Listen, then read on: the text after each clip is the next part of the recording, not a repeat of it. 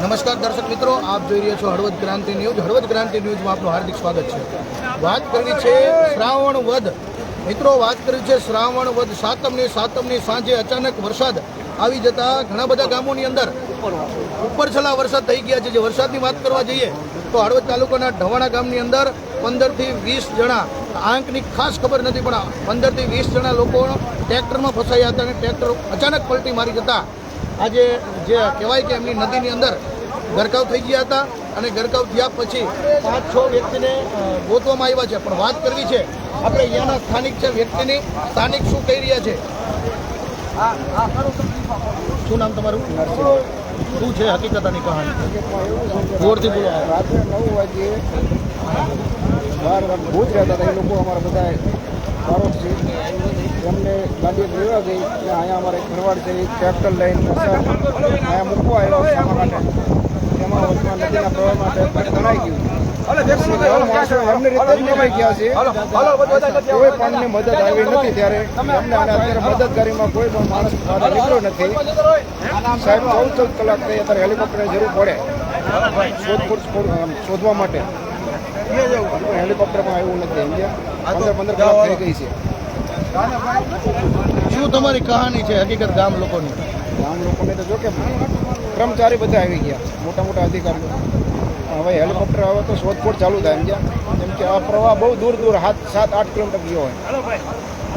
વચમાં બહુ હોય ને જાડી છે, કોઈ ફસાઈ ગયું હોય તો ખબર પડે ને આપણને. ચાલુ પાણીમાં તો કેવી રીતે ખબર પડે? હેલિકોપ્ટર હોય તો એને દેખાય નહીં. કેમ સાહેબ ન દેખાય? એક માણસ તો જીવતો દેખાય, મરેલો ના દેખાય. જીવો એક હોય અમુક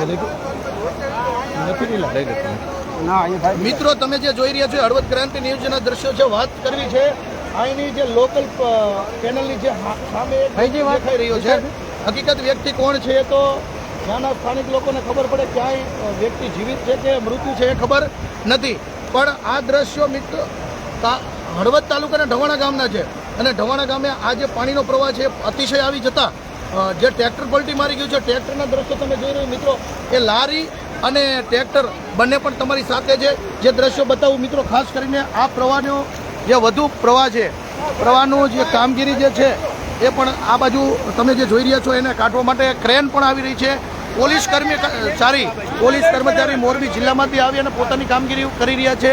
કલેક્ટરશ્રી કામગીરી કરી રહ્યા છે, મામલતદારશ્રી કામગીરી કરી રહ્યા છે, હળવદના જે તે અધિકારી કામગીરી કરી રહ્યા છે. અને વાત કરવી છે હળવદ જે કહેવાય કે એક પુણ્યશાળી આત્મા છે અને તાકાતવીર કામગીરી થઈ રહી છે. મિત્રો, સરકારી અધિકારી તેમજ ભારતીય જનતા પાર્ટીના વ્યક્તિઓ આજે પણ છેલ્લા 8-9 કલાક ત્યાં લગાતાર ખડે પગે છે. બીજી વાત કરવી છે ગુજરાત ક્ષત્રિય ઠાકોર સેનાની. ત્યારે ગુજરાત ક્ષત્રિય ઠાકોર સેના પણ એક કામગીરીના તત્વો પર કામગીરી કરી રહી છે. ગુજરાત ક્ષત્રિય ઠાકોર સેના જ્યારે અલ્પેશીય ઠાકોર સેના બનાવી હતી ત્યારથી એનું એક જ લક્ષ્ય હતું, સેવાકીય પ્રવૃત્તિ કરવી અને શક્તિશાળી સંગઠન બનાવવું. આ કામગીરીની અંદર આજે પણ આની અંદર ખડે પગે તમે જે દ્રશ્ય જોઈ રહ્યા છો મિત્રો, ત્યાં પણ NDRFની ટીમ છે તેમજ ફાયરની ટીમ છે અને બીજી જે કહેવાય કે આપણા હળવદના જે તે અધિકારી આવેલા છે એ પણ અધિકારીઓ ખડે પગે છે. પાણીનો પ્રવાહ ઉતરી રહ્યો છે મિત્રો ખાસ કરીને.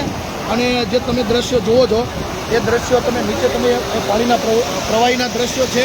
આ દ્રશ્યોને જોતા એવું લાગે છે કે આ એક નદીએ 5 થી 10 લોકોને ભરખી ગઈ છે. આજે મિત્રો 5 થી 10 લોકો ભરખી ગઈ એનું કારણ એક છે કે કેમ કે 5 થી 10 એટલા માટે કે આ કોઈબા ઢવાણાની અંદર બારોટ પરિવારના 5 થી 6 વ્યક્તિ છે, બીજા કોઈ અજાણ્યા વ્યક્તિઓ પણ છે.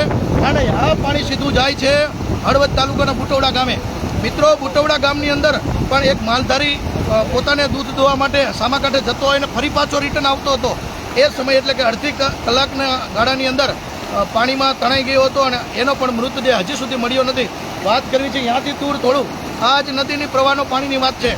આ પાણીની અંદર ઘણાન ગામે એક CNG રિક્ષા પલટી મારી ગઈ હતી. CNG રિક્ષાની અંદર 4-5 લોકો સવાર હતા, જેમાંથી પુરુષો છે એનો આવાજ બચાવ થયો છે અને જે સ્ત્રી છે પટેલ પરિવારની દીકરી છે જેને તણાઈ ગઈ હતી અને રાત્રિનો સમય હતો એટલે મિત્રો ખાસ કરીને દેખાતું નથી, જેના કારણે ટીમ દ્વારા પણ લોકોની જાણ થઈ શકતી નથી અને લોકો ક્યાં છે ફસાયેલા છે, કઈ જગ્યાએ ફસાયેલા છે એની પણ જાણ થઈ શકતી નથી.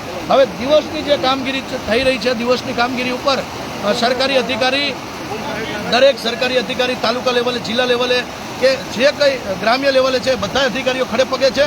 અને આ દ્રશ્યો તમે જે જોઈ રહ્યા છો મિત્રો, એક કૃષ્ણ અવતારના જે આજે ગોકુળ આઈટમ છે, કૃષ્ણ ભગવાનનો જન્મદિવસ છે, લોકો જન્મદિવસ ઉજવી રહ્યા છે, પણ અહીંયા માતંગ છવાઈ રહ્યો છે મિત્રો. માતંગ કેવો છવાઈ રહ્યો છે કે પોતાને કૃષ્ણ અવતારને જે કહેવાય ને કે જન્મદિવસ કેમ ઉજવવો, કારણ કે અહીંયા ઘણી બધી લાશો છે, એ લાશોને પણ બહાર કાઢવા માટે મહેનત કરી રહ્યા છે ગ્રામ લોકો છે, અધિકારીઓ છે. અને સતત પ્રવાહની અંદર તમે જુઓ તો અતિશય પ્રવાહ ચાલી રહ્યો છે. ત્યારે આપ જોઈ રહ્યા છો હળવદ ક્રાંતિ ન્યૂઝ. હળવદ ક્રાંતિ ન્યૂઝના પેજને લાઇક, શેર, સબસ્ક્રાઇબ કરવાનું ભૂલશો નહીં. થેન્ક યુ, આભાર મિત્રો.